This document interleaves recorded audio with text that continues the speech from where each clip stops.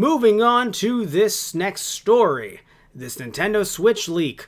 There was some data mined, interesting stuff. So this, I don't know how to feel about this because some people are saying this means that we have to have SNES games coming to the service. But here's the thing. We've already had discussion from Nintendo that SNES games were coming to the service. And then it was removed, and I assume it was removed because they wanted SNES Classics maybe to sell more and sell out and get rid of all that stock. Also because they potentially saw that let's focus on NES games at first. It sucks because business talk would say stuff like, oh, we have to focus on one game system. We can't confuse the market. And it's like, no.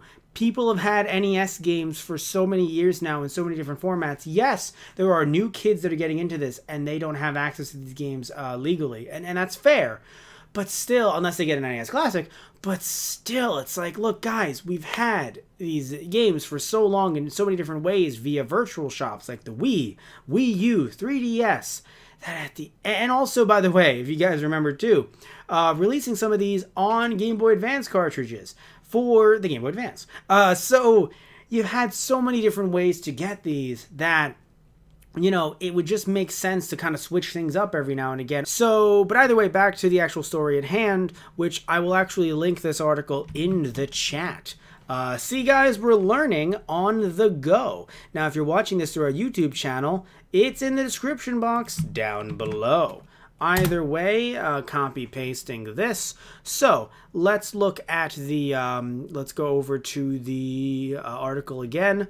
So this article, it says that in the data mining, they found a bunch of different games that potentially are games that will be coming to the Nintendo Switch online service. Now, let's talk about the games first before I even talk about my opinion on it. The games are Super Mario Kart, Super Soccer, Legend of Zelda: Link to the Past, Demon's Crest, Super Mario World 2, Yoshi's Island, Stunt Race FX, Kirby's Dream Course, Poppin' Twin B, Star Fox, Contra 3, Kirby Superstar, Super Ghouls and Ghost, Kirby's Dream Land 3, Super Metroid, Super Mario World, Pilot Wings, F-Zero, Star Fox 2, Super Punch-Out, The Legend of the Mystical Ninja, Super Mario All-Stars, and Breath of Fire 2. So, Star Fox 2 is very interesting, and that's the one that kind of seems to me like they either wanted to just test out every game that they could on this, and these are just games that they tested, not games that they plan on just flipping a switch and releasing.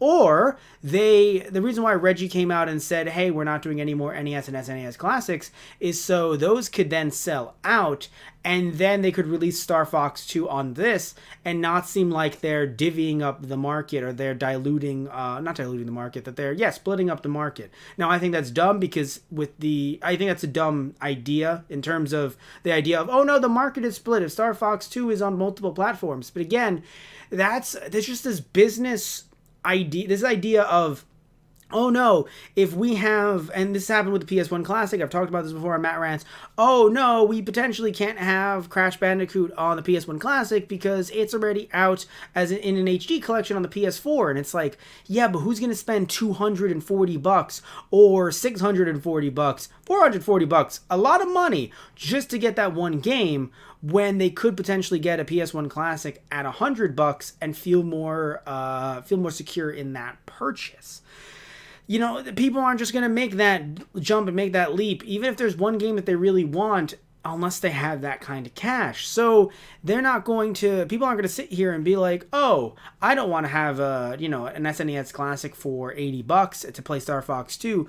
I will only play Star Fox 2 if it's available on the Nintendo Switch online service. But it's like, wait, but you have to pay $305 just to get access to that game. And then there's also controllers that you might pay for as well for that experience. Why would you do all that rather than just paying $80? So, but I'm worried that might have been their thought. It does worry me that it is. And it worries me that, again, these games potentially are just tests. Not that SNES games would never come to the service because that's hilarious. Of course they'll come to the service. But I do worry that they're not going to be as they're not going to, it's not as transparent as we think that it is. Also, something that was very interesting. So again, this data leak was done by at Cappuccino Heck and Simon 1844 and someone else named at Oatmeal Dome. God, I love these Twitter handles. Oatmeal Dome said that he found that there was the Catchy, which is the NES Classic emulator basically. There's Canoe, which relates to the SNES Classic, and then there's something called Hiyoko and Count. Now people are saying online that Count might seem like that's like a way for them to just a name for a placeholder name so that they could end the list, right? Like it ends on Count, and that's just how the system reads it, right? For Hiyoko, people, because clearly these are just random names that are used, like random, like even with Catchy, it's not like that relates to the NES exactly. I know there's the Hack Chi, but I don't think that's actually related to the NES Classic emulator software. If it is, correct me down below. But when it comes to Hiyoko, people are wondering if that's N64, and maybe again that's why. Or at least I'm wondering if that's N64. Maybe that's why Reggie said we're not having N64 Classic to come out, because they'll have N64 games on the NES or on the Nintendo Switch Online service alongside NES and SNES games. Would be interesting if that's the case, but I don't know. I mean, I just think that that wouldn't happen. Or that wouldn't not happen. So it's not like we're not going to have SNES and N64 games. Would be silly if we never had those games. But to say that this means that all of these games are coming out, that we're having Star Fox 2 and a bunch of these other games come out, especially if they're saying that they're coming out, within the next few months, I don't know. It would be nice because I want them to change things up, but I think that Nintendo's going to stick to their 2 to 3 a month situation with the NES, with NES games. And that eventually they'll go, we've released enough NES first-party and third-party titles. Here you go. And they'll just stay that course. Unless a bunch of people... Because the thing is, people talk about complaining and online petitions and things like that. Really, you vote with your wallet. So if a bunch of people have an exodus from the Nintendo Switch Online service, and then when Nintendo asks them why, they say it's because there wasn't a good variety of games on the service, you bet you're behind Nintendo will actually put more SNES or N64 games on there.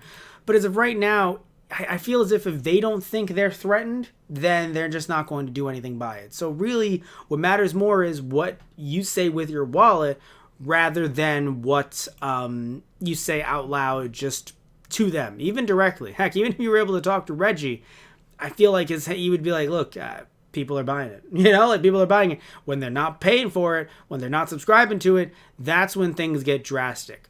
So while I do think that these will come out, I don't think that, maybe not all of these, but I think that some of these games will be coming out maybe late 2019, the earliest. I hope sooner. I really do. But I don't know, guys. But tell me what you think down below. Would love to hear what you guys have to say about all this.